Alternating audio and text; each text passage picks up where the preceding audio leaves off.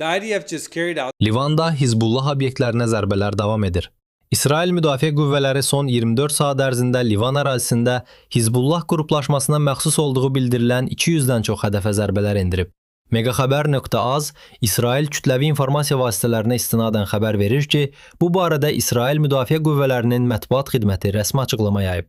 Açıqlamada qeyd olunur ki, əməliyyatlar İsrail ərazisinin Livandan atəşə tutulmasının qarşısını almaq və sərhəd bölgələrində təhlükəsizliyi təmin etmək məqsəd daşıyır. Bildirilir ki, əsas hədəflər arasında raket buraxılış qurğuları, silah anbarları və hərbi infrastruktur obyektləri olub. Məlumata görə güllələyən Aslan adlandırılan əməliyyat çərçivəsində zərbələr koordinasiyalı şəkildə həyata keçirilib və bu, son dövrlərdə bölgədə həyata keçirilən ən geniş miqyaslı hərbi fəaliyyətlərdən biri hesab olunur. İsrail tərəfi vurğulayır ki, əməliyyatlar yalnız hərbi hədəflərə yönəlib və mülki əhalinin təhlükəsizliyi nəzərə alınır. Bölgədə vəziyyətin gərgin olaraq qaldığı bildirilir.